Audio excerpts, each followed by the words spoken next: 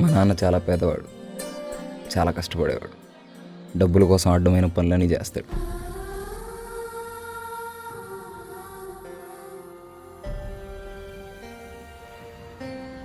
చివరికి జోకర్ వేషం వేసి పిల్లల దగ్గర డబ్బులు కూడా తీసుకునేవాడు. మనం ఎందుకు పేదవాళ్ళుగా ఉన్నాము? ఎవరు చెప్పారు? డబ్బు సంపాదించేవాడు గొప్పవాడు కాదు, దాన్ని దాచుకునేవాడు గొప్పవాడు కాదు, దాన్ని 10 మందికి ఉపయోగించేవాడే గొప్పవాడు. నానంటే గౌరవమే కాదు, భయం కూడా పోయింది. ఏరా, ఏమైందిరా? స్కూల్కి టైం అయింది. సారీరా. ఆయన ప్రవర్తన అస్సలు నచ్చేది కాదు. నాన్నలా బతకూడదని నిర్ణయించుకున్నా. కష్టపడి చదివాను, పెద్ద జీతంతో యుఎస్లో జాబ్ సంపాదించా. నీకు డబ్బు అవసరం అయితే ఫోన్ చేయరా.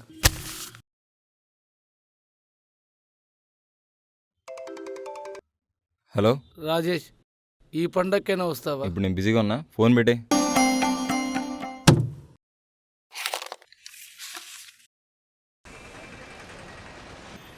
బై మిస్టేక్గా మీరు మా అడ్రస్కి లెటర్స్ పోస్ట్ చేస్తున్నారు. వెయిట్ చేయండి సార్.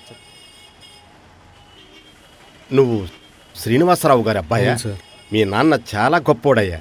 బ్యాంకు బ్యాలెన్స్ చూసుకుని డొనేషన్స్ ఇచ్చే ఈ రోజుల్లో పేదవాడైన మీ నాన్న తను కష్టపడి సంపాదించిన ప్రతి పైసా రక్తదానం ప్రచారం కోసం ఖర్చు పెట్టాడయ్యా. మెజిషియన్ అయిన మీ నాన్న తన కళ్ళతో యువకులను, పెద్దవాళ్లను బ్లడ్ బ్యాంక్ క్యాంపుకు రప్పించి రక్తాన్ని దానం చేయాల్సిన అవసరం ఎంతుందో వారికి వివరించేవాడు. నాకు కావాల్సింది ఈ సాయం కాదు సార్, రక్తదానం చేయండి.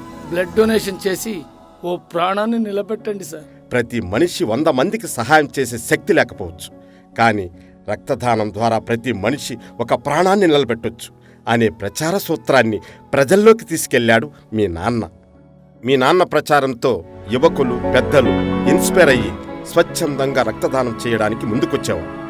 మీ నాన్న సేవలు గుర్తించిన సెంట్రల్ హెల్త్ డిపార్ట్మెంట్ వాళ్ళు పురస్కారంతో సత్కరించాలనుకున్నారు, కానీ మీ నాన్న చనిపోయారయ్యా.